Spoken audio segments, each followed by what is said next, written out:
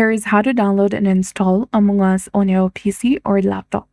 So first of all, click on the Start button on your desktop from the left-hand side of the screen and then simply search for Store or Microsoft Store and open it. Once it is opened, click on the search bar in the top and search for Among Us application. Select Among Us from the results that appear.